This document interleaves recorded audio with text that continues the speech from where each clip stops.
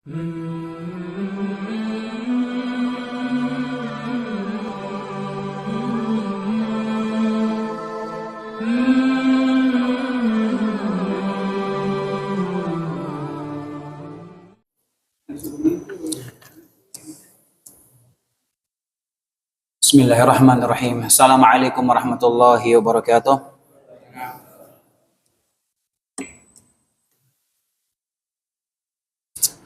Innal hamdalillah nahmaduhu wa nasta'inuhu wa nastaghfiruh. Wa na'udzu billahi min shururi anfusina wa sayyiati a'malina. Man yahdihillahu fala mudilla lahu wa man yudlil fala hadiya lahu. Asyhadu an la ilaha illallah wahdahu la syarika lah wa asyhadu anna Muhammadan 'abduhu wa rasuluh. Ya ayyuhalladzina amanu taqullaha haqqa tuqatih wa la tamutunna illa wa antum muslimun.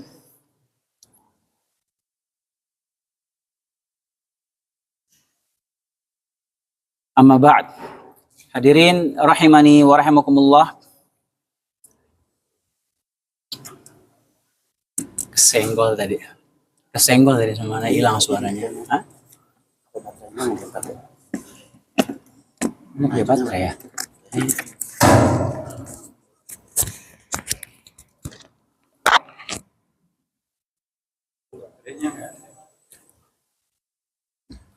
Baik, kita lanjutkan pelajaran kita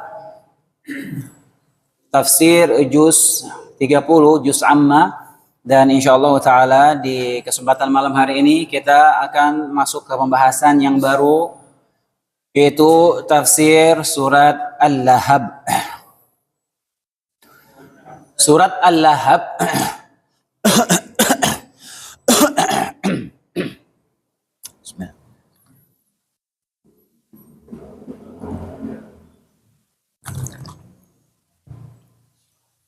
Surat Al-Lahab ini juga terkadang disebut dengan nama surat Al-Masad. Allah Subhanahu wa taala berfirman, Bismillahirrahmanirrahim, tabbat yada abi lahabin wa tab, ma aghna anhu maluhu wa ma kasab, sayasla naran dhata lahab, wa imra'atuhu hammalatal hatab, fi jidha hablum min masad. Surat Al-Lahab ini atau surat Al-Masad ini adalah surat Makkiyah, surat Makkiyah yang turun sebelum Nabi SAW berhijrah. Bahkan surat Al-Lahab ini adalah salah satu surat yang turun di awal-awal dakwah Nabi SAW.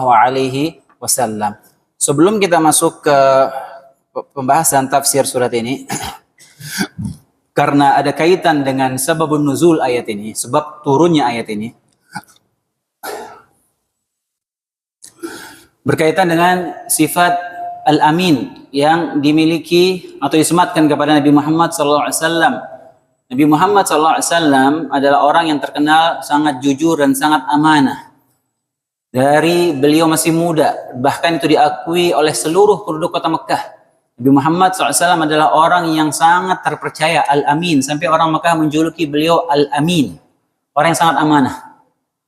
Kemudian beliau terkenal orang yang sangat jujur, tidak pernah berdusta sekalipun. Sehingga karena beliau terkenal orang yang sangat jujur dan amanah, yang diakui oleh seluruh penduduk Mekah ketika itu, maka Nabi SAW, rumah beliau itu jadi tempat penitipan. Jadi kalau orang-orang Mekah ketika mau safar, mau keluar kota, mau meninggalkan kota Mekah, mereka khawatir harta barang mereka dicolong orang, dicuri orang, dirampas. Mereka khawatir dan mereka tidak percaya sama penduduk kota Mekah yang lainnya.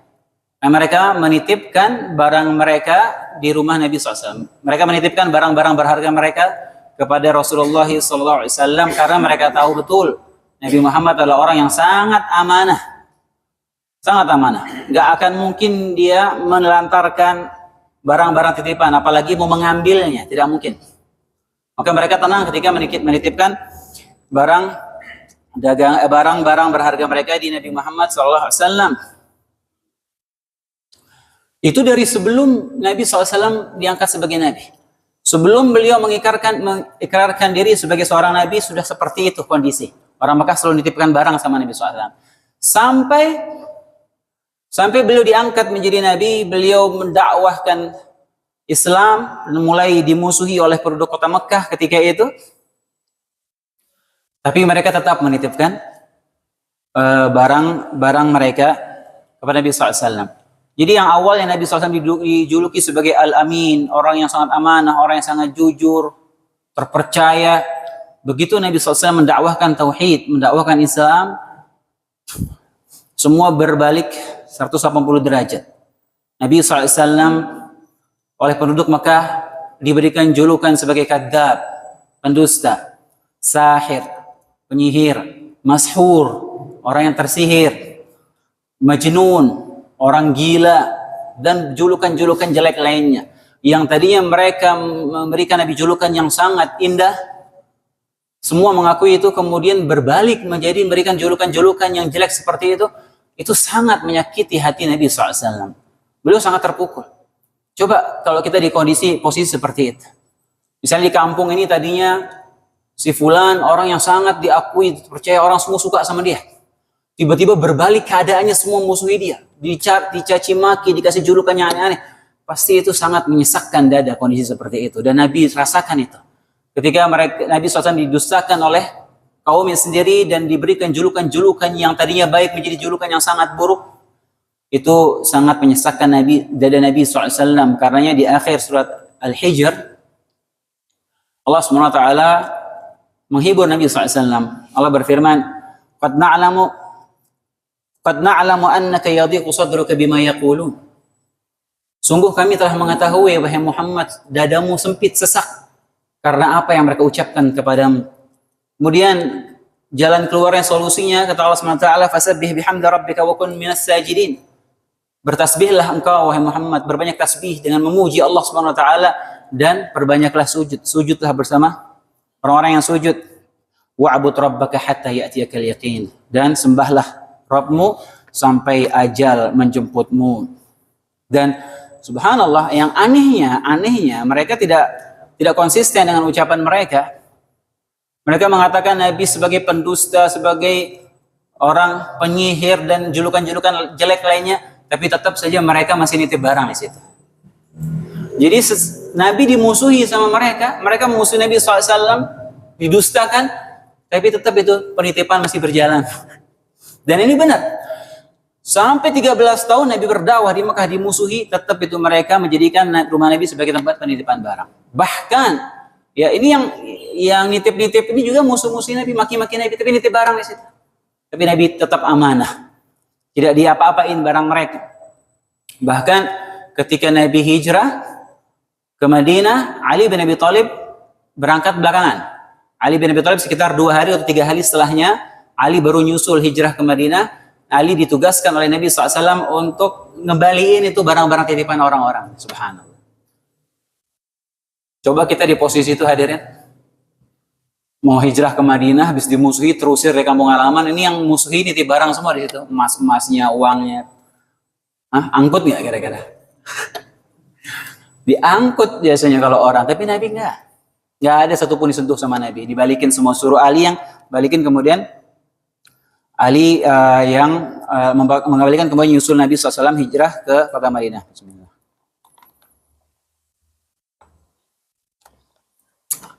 Dan kisah-kisah tentang diakuinya Nabi SAW sifat amanah dan jujur beliau itu sangat banyak ya di kisah-kisah zaman jahiliyah. Diakui Nabi orang yang sangat jujur, nggak pernah berdosa sekalipun. Mereka semua percaya kepada Nabi SAW. Baik. Kemudian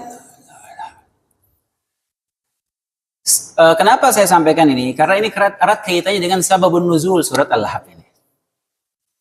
Jadi di awal-awal fase Islam, di awal-awal dakwah Nabi SAW, Allah Subhanahu Wa Taala memerintahkan Nabi SAW untuk mulai berdakwah terang-terangan, khususnya mendakwahkan kerabat-kerabat beliau dari Banu Hashim, orang-orang Quraisy di Banu Hashim. Dakwahkan. Allah Subhanahu wa taala menurunkan firman-Nya wa anzir 'ashiratakal aqrabin. Firman Allah Subhanahu wa taala, berikanlah peringatan wahai Muhammad, berikanlah peringatan kepada keluarga terdekatmu. Maka Nabi SAW setelah turun perintah ini, Nabi ingin mendakwahkan kerabat-kerabat beliau dari Banu Hashim dan orang Quraisy. Maka Nabi SAW naik ke Bukit Safa. Bukit Safa, antara Safa Marwah. Di Bukit Safa Nabi naik. Ketika itu, kemudian Nabi berteriak, memanggil, ya Bani Fihr, ya Bani Adi. Ini Fihr, Adi, ini semua kakek-kakeknya Nabi SAW. Kinanah, Mudrikah, Hashim, Abdul Manaf, ini kakek-kakeknya Nabi SAW. Nah, keturunan-keturunan mereka itu semua dikumpuli Mekah semua. Wahai Bani Fihr, dari kabilah dari keturunannya dari Fihr, dari Adi, panggil semua sama Nabi SAW. Dalam riwayat lain Nabi berteriak, ya Sabaha, ya Sabaha.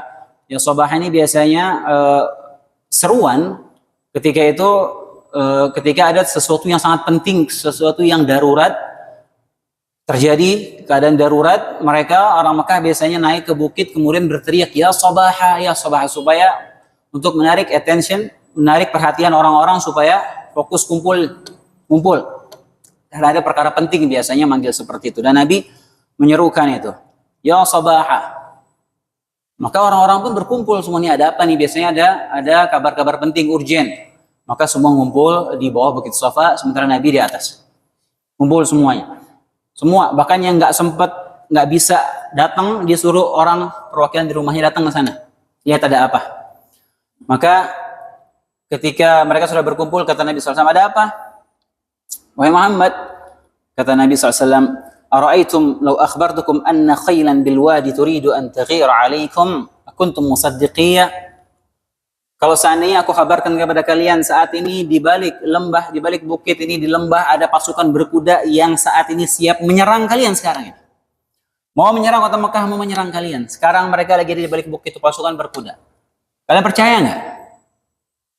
Kalau saya sampaikan itu sekarang, kata mereka, qalu na'am ma jarayna 'alaika illa sidqa. Kata mereka semua kompak, oh iya betul, kami percaya.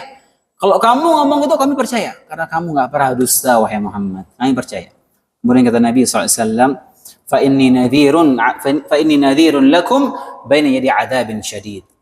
Maka perhatikanlah, sungguh aku memberikan peringatan kepada kalian.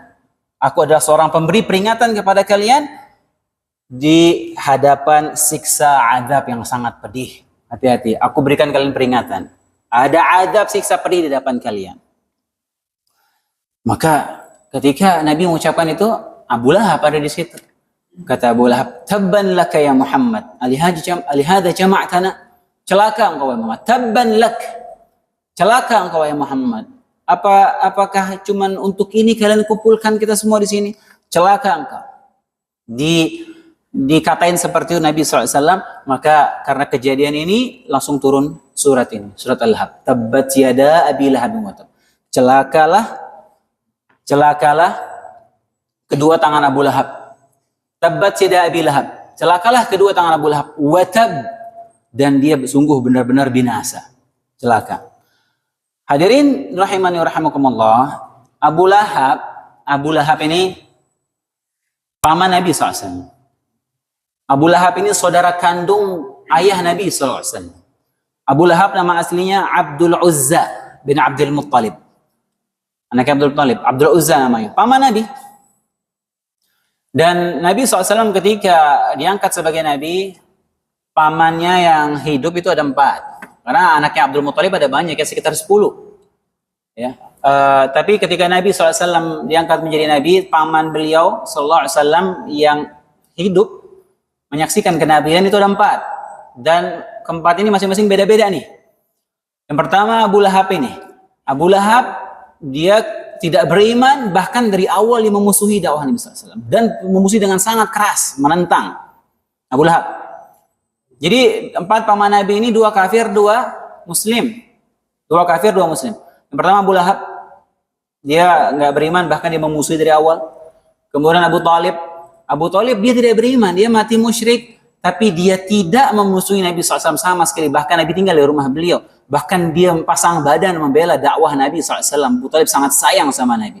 Tapi dia mati, tidak sempat mengucapkan syahadat. Kemudian yang ketiga, Hamzah bin Abdul Muttalib. Hamzah dari awal langsung masuk Islam dan dia bela Nabi SAW mati-matian. Bahkan beliau radhiyallahu ta'ala anhu mati syahid di perang Uhud. Kemudian yang terakhir, Al-Abbas bin Abdul Muttalib. Abbas, dia masuk Islam belakangan.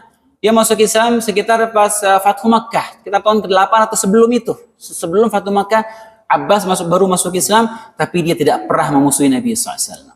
Bahkan pas perang Badar itu Abbas ikut bersama pasukan musyrikin, sempat tertawan Abbas, tapi dia nggak mau memerangi Nabi SAW.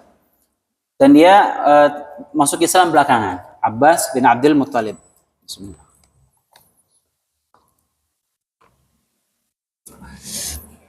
Dan Abu Lahab ini, paman Nabi SAW, Abdul Uzza ini, dia sangat memusuhi dakwah Nabi SAW. Kemana Nabi pergi berdakwah? Kemana Nabi pergi? Dia ngikut sana untuk memprovokasi orang supaya tidak mendengar ucapan Nabi SAW. Jadi Nabi setiap hari di Mekah itu pergi ke pasar-pasar, masuk ke gang-gang, peringatkan manusia. Qulu la ilallah ya ayyuhan nas, qulu la ilaha illallah tuflihu, wahai manusia sekalian. Ucapkan la ilaha illallah, niscaya kalian akan bahagia. Ucapkan la ilaha illallah, kalian akan bahagia. Terus Nabi keliling ucapkan itu, suruh orang supaya dengar. Ucapkan la ilaha illallah. Orang-orang bingung melihat Nabi SAW. Mereka nggak komentar apa-apa. Di belakang selalu Abu Lahab ini ikut. Jangan dengerin orang ini. Ini orang gila. Ini ponakan saya, dia gila. Dia penyihir. Jangan dengerin omongannya dia. Dia ini sabi. Dia ninggalin ajaran nenek moyangnya. Dia meninggalkan ajaran nenek moyangnya ini, dia sabi. Terus kemana Nabi pergi, dia terus Abu Lahab ini ngikut. Semangat sekali dia untuk merusak dakwah Nabi SAW. Dan ini diceritakan dalam beberapa hadis. Di antaranya dari Rabi'ah. Hadis ini diriwayatkan oleh Imam Ahmad. Aku melihat Rasulullah SAW, ini hadis cukup panjang, Anda bacakan terjemahannya saja. Aku melihat Rasulullah SAW di pasar di Majas. Beliau berkata, wahai manusia sekalian, ucapkan la ilaha illallah, niscaya kalian akan beruntung. Beliau masuk di lorong-lorong pasar, sementara orang berkumpul kepada beliau, heran dengan perkataan beliau. Aku tidak melihat seorang pun berkomentar. Nggak ada yang komentar. Sementara beliau terus tidak berhenti berkata, wahai sekalian manusia, ucapkan la ilaha illallah, kalian akan beruntung. Hanya saja di belakang beliau ada seorang yang matanya agak juling, yang sangat tampan. Abu Lahab itu terkenal orangnya ganteng sekali. Makanya Lahab itu artinya menyala-nyala. Jadi dia saking bercahayanya mukanya Abu Lahab ini seperti dia menyala-nyala. Maka dikasih julukan Abu Lahab. Jadi dia bercahaya mukanya menyala-nyala karena dia memang orang ganteng sekali. Abu Lahab ini. Aku melihat ada orang tampan, rambutnya dua kepangan. Dia berkata, ini adalah sabi. Ini adalah sabi. Sabi itu artinya yang meninggalkan ajaran nenek moyang, atau yang sabi. Jadi Nabi SAW dikasih julukan sabi, ini orang yang meninggalkan ajaran nenek moyang, pendusta. Aku berkata kepada mereka, siapa orang ini? Nanya, siapa laki-laki yang bilang qul la ilaha illallah? Kata mereka, ini Muhammad bin Abdullah. Dia menyerukan tentang kenabian. Dia mengklaim dirinya sebagai nabi. Terus siapa yang laki-laki di belakangnya itu? Itu pamannya, Abdul Uzza. Abu Lahab, paman beliau, pamannya Muhammad. Dan hadis misalnya ada banyak menceritakan dia punya kerjaannya Abu Lahab ini merusak, mengganggu dakwah Nabi SAW. Hadirin dan hadirat rahimakumullah, Abu Lahab ketika memprovokasi masyarakat Quraisy ketika itu, bismillah.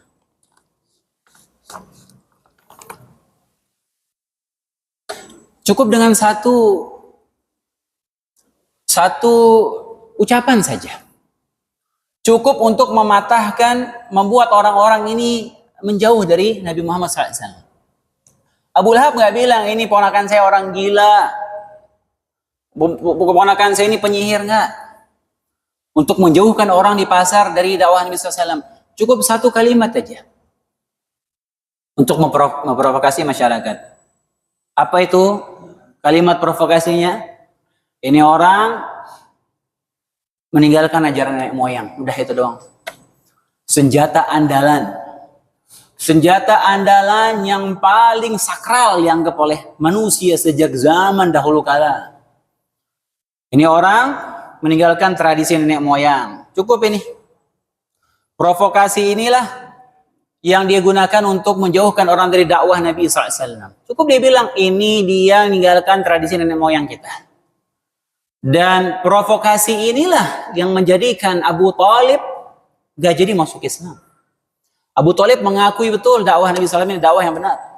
Tapi gara-gara dia tidak mau dicap sebagai orang yang meninggalkan tradisi nenek moyang, dia tidak mengucapkan syahadat. Bahkan ketika Nabi berusaha mengislamkan beliau di akhir hayat, menjelang beliau wafat, menjelang Abu Thalib wafat, Nabi berusaha mengislamkan supaya dia mengucapkan la ilaha illallah saja. Sebelahnya ada Abu Jahal. Ketika Nabi mau mengislamkan Abu Thalib lagi sekarat, Abu Jahal, Nabi bilang, wahai pamanku, ucapkan la ilaha illallah, ucapin satu kalimat itu aja. Aku akan bela engkau di hadapan Allah SWT. Abu Jahal di sebelahnya nggak bilang macam-macam. Dia nggak ngasih siraman rohani buat Abu Thalib supaya dia nggak mengucapkan la. Cukup satu kalimat saja. Atarghabu an millati Abdul Muttalib? Kamu benci sama agama bapakmu? Kamu benci sama agama nenek moyang? Itu doang. Gak jadi dia masuk Islam gara-gara kalimat itu. Dan dalil ini mengikuti tradisi, mengikuti budaya, mengikuti leluhur, mengikuti nenek moyang, mengikuti para pembesar. Ini sudah hujah dalil yang paling dianggap sakral oleh manusia dari zaman dulu sampai zaman sekarang ini. Itu dalil masih berlaku. Dalil untuk menjauhkan orang dari hak, dari kebenaran ini. Tradisi nenek moyang. Jika disampaikan kepada manusia hukum Allah, firman Allah, sabda Nabi SAW, jelas. Sampaikan kepada mereka hukum Islam. Dipatahkan cukup dalil-dalil dipatahkan cuma apa, dengan cara apa?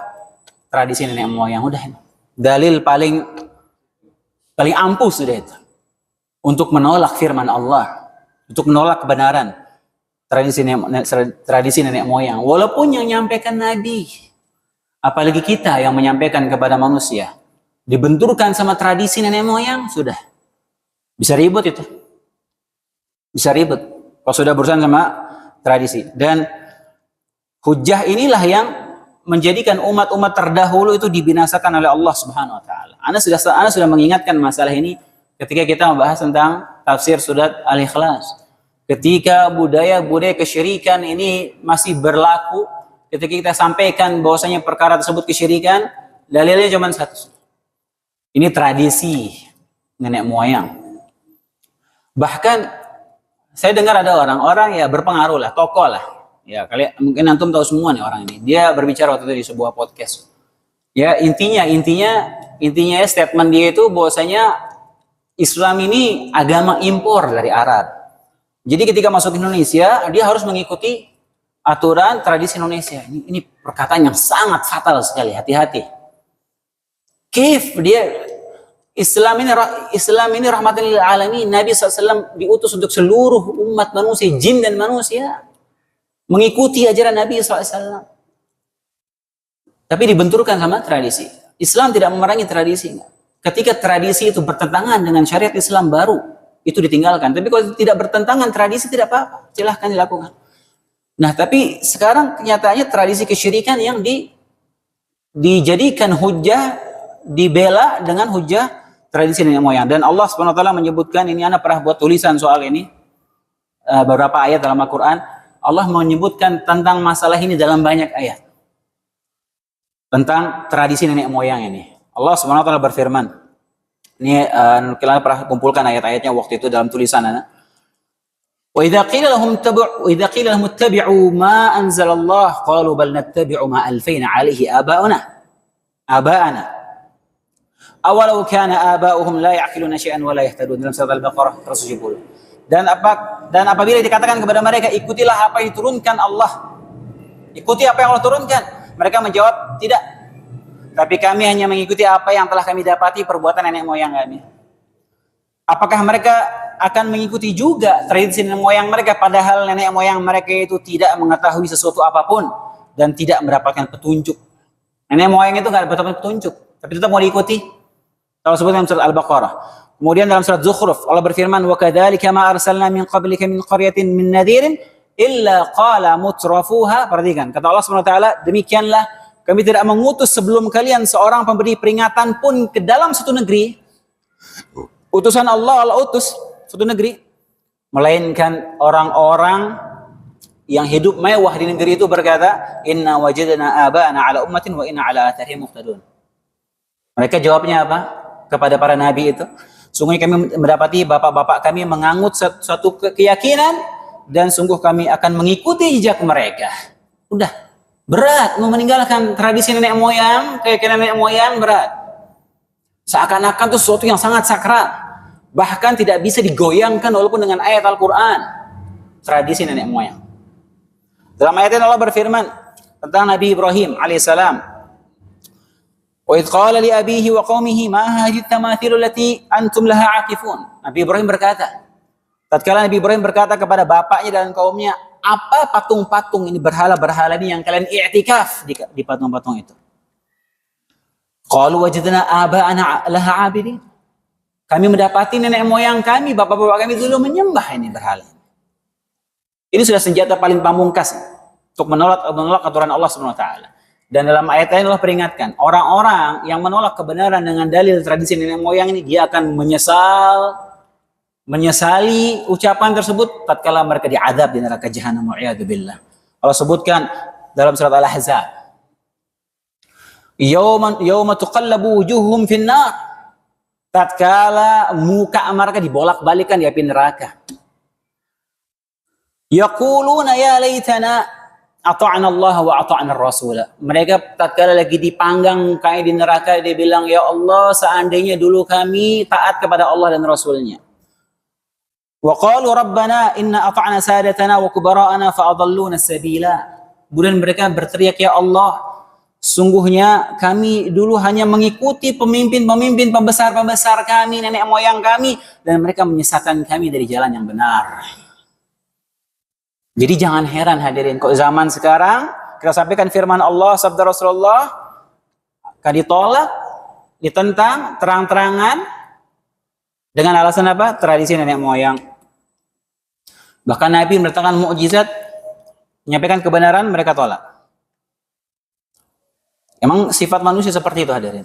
Ketika kalau kita sendiri yang disalahkan, ya mungkin dia masih ringan lah, masih bisa nerima. Tapi kalau dia punya nenek moyangnya, bapaknya, kakeknya, terus ke atas, leluhurnya yang dijelek-jelekan, sebagian orang nggak terima biasanya, marah dia. Ya. Makanya Allah sebutkan tidak antum wa aba'ukum, ya. Nabi Ibrahim menyampaikan kepada kaumnya, kalian, bapak-bapak kalian, semuanya sesat. Itu yang dijadikan dalil, bapak-bapak kalian itu orang yang sesat semuanya. Digituin sama Nabi Ibrahim ke kaumnya. Jadi ini ya, ketika sampaikan kepada kita dalil Al-Quran, ya sabda Nabi SAW, jangan kita menyombongkan diri dengan membentur-benturkan sama tradisi. Kalau emang itu tradisi sudah, emang itu batil, tradisi nggak benar, apalagi tradisi kesyirikan, jangan kita ragu-ragu untuk meninggalkannya.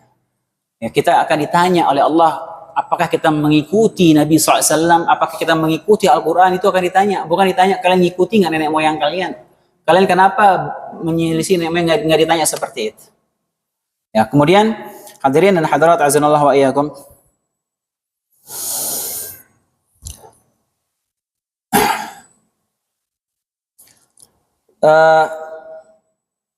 Ini skip aja. Allah Subhanahu wa taala berfirman di ayat berikutnya, tadi tabbat yada abi lahabin wa tab. Celakalah kedua tangan Abu Lahab dan dia benar-benar celaka binasa. Ada pengulangan di situ, sebagian ahli tafsir menyebutkan pengulangannya itu pertama tabbat yada abi lahab itu doa, wa tab itu kejadian yang sebenarnya. Ya, itu sebagian ahli tafsir menafsirkan pengulangan itu yang pertamanya doa, yang keduanya memang benar dia celaka binasa di neraka jahanam. Kemudian yang kedua, ayat kedua, ma aghna anhu maluhu wa ma kasab. tidaklah berguna, nggak berfaedah kepadanya Abu Lahab harta dan apa yang diusahakannya. Yang diusahakan di sini al-kasab, kasab yang diusahakan itu maksudnya adalah anak keturunan. Karena anak keturunan kita itu termasuk juga al-kasab, usaha yang diperoleh oleh manusia. Maka Nabi SAW pernah bersabda, Inna atyaba ma akaltum min kasbikum. Sungguh sebaik-baik yang kalian makan adalah yang kalian dapatkan dengan tangan kalian sendiri. Wa inna auladakum min kasbikum. Dan sungguh anak-anak kalian adalah hasil usaha kalian. Jadi kasab di sini maksudnya anak keturunan. Jadi tidak berguna hartanya Abu Lahab dan juga tidak berguna anak keturunan yang dia bangga-banggakan. Kenapa demikian? Disebutkan karena Abu Lahab ini dia pernah sesumbar. Dia pernah sesumbar menyombongkan diri berkata, "In kana ma yaqulu ibnu akhi haqqan fa inni ufdi nafsi bimali wa waladi." Kalau seandainya yang keponakanku sampaikan itu benar bahwasanya kita nanti masuk neraka, maka aku akan tebus dengan harta dan anakku, katanya dia. Dengan sombongnya dia sesumbar. Masuk neraka nggak apa-apa, nanti aku tebus sama hartaku. Aku tebus sama anak-anakku. Maka Allah turunkan ayat yang kedua ini. Nggak berguna. Mau harta sebesar seisi bumi ini nggak akan berguna di akhirat nanti, ketika dia masuk neraka. Nggak guna. Mau jabatan, mau jenderal bintang 7 kayak sekalian. Nggak guna ketika sudah masuk neraka. Mau ditebus sama jabatannya, sama hartanya, mau punya anak sekebon, mau tebus enggak? Ya Allah SWT berfirman, Innal ladzina kafaru wa matu wa hum kuffar falan yuqbala min ahadihim mil'ul ardi dhahaban walau iftada bih. Sesungguhnya orang-orang yang kafir dan dia mati dalam keadaan kufur tidak akan diterima dari mereka tebusan walaupun mereka menebus diri mereka untuk keluar dari neraka itu sebesar bumi ini emas. Enggak akan berguna kata Allah SWT. Ulaika lahum adzabun alim, bagi mereka azab yang pedih. Wa ma lahum min nasirin, dan tidak ada penolong bagi mereka. Dan juga anak-anaknya Abu Lahab memang nggak guna. Ini orang sekeluarga kompak memusuhi Nabi SAW. Anaknya Abu Lahab namanya Utaibah bin Abi Lahab. Utaibah ini juga sangat mengganggu Nabi SAW. Dia sering menyakiti Nabi SAW, Utaibah ini. Sehingga Nabi ketika itu dia lagi disakiti Nabi SAW oleh Utaibah ini, anaknya Abu Lahab ini. Sepupunya jatuhnya, sepupunya Nabi. Nabi mendoakan dia. Allahumma sallit alaihi kalbak. Nabi mendoakan Utaibah ini, ya Allah kuasakanlah anjingmu kepada Utaibah ini. Dan Utaibah dengar ketika Nabi ngedoain dia seperti itu, dia ketakutan dia. Sehingga pada waktu itu dia sedang mau pergi safar ke Syam sama rombongan dagangnya, dia parno. Ketakutan Utaibah. Teman-temannya nanya, kenapa kamu ketakutan? Saya takut sama doanya Muhammad tadi. Udah tenang, nggak apa-apa, nggak ada apa-apa, santai aja. Kami akan jaga kamu. Terus panjang jalan dijaga Utaibah ini. Kalau lagi istirahat, dia dikepung sama barang-barangnya di tengah-tengah, biar aman. Dan benar, pada saat dia safar itu, datang singa di padang pasir, menerkam dia, kemudian diseret, dibawa, dimakan, entah kemana, nggak ketemu. Anaknya Abu Lahab. Sekeluarga kompak. Istrinya apa lagi? Akan saya jelaskan di ayat setelah ini. Ayat ketiga, sayasla naran dzatal lahab. Dia akan dimasukkan ke api neraka yang bergejolak. Lahab itu juga tadi kita bisa menyebutkan lahab itu artinya menyala-nyala. Jadi sebagian menyebutkan bahwasanya Abu Lahab ini sangat ganteng sampai muka itu seperti bercahaya dia. Sing gantengnya ini orang. Dan juga lahab di sini juga sama artinya menyala-nyala. Artinya dia nanti akan dibakar di neraka yang apinya menyala-nyala. Dan subhanallah, ini diantara kemukjizatan Al-Quran di sini. Coba antum bayangkan. Ini ayat ini, surat ini turun di awal-awal fase dakwah Nabi SAW di kota Mekah. Allah sudah vonis dari awal bahwasanya Abu Lahab ini dan istrinya masuk neraka. Allah sudah vonis. Bahkan Abu Jahal pun Abu Jahal Allah nggak vonis, tidak ada dalam Al-Quran secara eksplisit tegas menyebutkan Abu Jahal masuk neraka, nggak ada. Bahkan secara eksplisit menyebutkan ini Abu Jahal. Kalau kita lihat kisahnya Abu Jahal jahat sekali itu orang, yang lebih jahat dari Abu Lahab ini. Tapi nggak ada secara eksplisit tegas menyebutkan dia masuk neraka. Tapi Abu Lahab Allah sudah vonis dari awal. Artinya apa? Ini orang nggak akan masuk Islam. Bahkan dan betul sampai dia mati dia nggak masuk Islam. Padahal kalau seandainya dia masuk Islam ini minimal dia bohong aja. Minimal Abu Lahab ini dia pura-pura dia bohong, pura-pura masuk Islam. Maka orang akan tidak percaya sama Al-Quran. Maka akan runtuh surat Al-Lahab ini. Orang akan, surat Al-Lahab ini berarti nggak benar dong. Ini buktinya Abu Lahab masuk Islam. Untuk dia berdusta pun pura-pura masuk Islam, Abu Lahab ini nggak bisa. Allah tahan, Allah jaga dia. Dia mau pura-pura masuk Islam pun nggak bisa. Dan benar-benar dia sampai mati, dia mati kafir, tidak masuk Islam. Ini juga ini diantara kemukjizatan Al-Quran. Padahal bisa saja Abu Lahab ini dia pura-pura masuk Islam, bisa saja. Untuk supaya orang-orang Mekah itu tidak percaya sama Al-Quran. Untuk menyatakan bahwasanya surat itu tidak benar. Bisa saja. Tapi untuk berdosa pun Allah cegah. Baik. Kemudian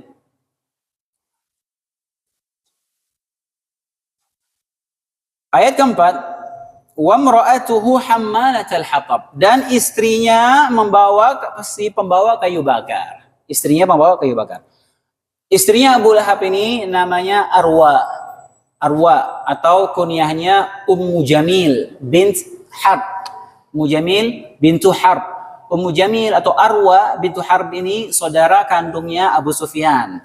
Abu Sufyan tokoh pembesar Mekah dan dia memusuhi Nabi SAW di awal, ya dia memimpin pasukan pas perang Uhud memerangi Nabi SAW. Tapi Abu Sufyan ini dia masuk Islam di Fathu Makkah. Abu Sufyan saudaranya Ummu Jamil masuk Islam pas Fathu Makkah. Termasuk juga anaknya Abu Sufyan yaitu Muawiyah dan Abu Sufyan radhiyallahu taala anhu masuk Islam pas Fathu Makkah. Dia saudaranya Abu Sufyan, Ummu Jamil ini. Nah ini sebutkan Ummu Jamil juga sangat memusuhi Nabi SAW. Ya dia bahkan kalau dia mau mengejek Nabi, menyebutkan nama Nabi di hadapan orang, dia nggak sebut Muhammad, disebutnya Mudhammam. Muhammad itu kan artinya terpuji. Kalau Mudhammam itu artinya tercela, itu Mudhammam dia bilang. Dia nggak bilang Muhammad, dia bilang Mudhammam. Untuk melecehkan Nabi SAW. Kemudian ketika Nabi SAW sempat malaikat Jibril itu lama nggak turun, berapa hari nggak datang kepada Nabi SAW, sehingga Nabi cukup bingung waktu itu. Kenapa Jibril nggak datang? Maka dia ngejek ini, Ummu Jamil ini. Syaitonmu nggak datang katanya. Syaitonmu udah datang belum? Begitu katanya, Ummu Jamil. Dan dia Ummu Jamil ini kerjaannya nyari duri-duri, ranting-ranting yang tajam, niat dia. Malam-malam di mana jalur Nabi biasa lewat, dia taburkan supaya Nabi kena duri tertusuk kaki beliau. Itu kerjaannya Ummu Jamil ini. Dan sebagian ahli tafsir makna dia membawa kayu bakar itu tafsiran sebagian ahli tafsir maksudnya dia ini suka mengadu domba. Sama seperti suaminya dia provokasi umat supaya memusuhi Nabi, menolak dakwah Nabi, dia juga sama. Kerjaannya ngadu domba Nabi sama masyarakat Mekah ketika itu. Karena dia disebut membawa kayu bakar, artinya dia menyalakan permusuhan. Sebagian dikatakan dia membawa kayu bakar itu artinya dia nyari kayu bakar, duri-duri untuk diletakkan di jalan Nabi biasa lewat. Sebagian juga ahli tafsir menyatakan maknanya dia membawa kayu bakar nanti ketika di neraka dia betul-betul bawa kayu, dia lagi dibakar sambil plus dia bawa kayu untuk membakar suaminya dia nanti di neraka. Na'udzubillah. Dan ini siksaan yang sangat menyakitkan. Ketika dia diadab bareng sama orang terdekatnya, terus orang terdekatnya bawa kayu bakar lagi untuk bakar. Na'udzubillah. Yaitu Ummu Jamil, istrinya dia. Dan Allah sebutkan ini, dua-duanya masuk neraka. Abu Lahab dan istrinya. Namanya Arwa bint Harb, kunyahnya Ummu Jamil. Ya, suaminya ganteng, istrinya Ummu Jamil, ya, cakep. Tapi dua-duanya dipanggang di neraka. Na'udzubillah. Fi jidha hablum mim masad. Ayat terakhir ayat kelima, fi jidha hablum mim masad. Di lehernya ada tali. Masad itu semacam tali yang dibuat dari sabut-sabut tumbuhan dipintal-pintal jadi tali. Itu makna masad. Sebagian dari tafsir memaknai masad juga artinya besi.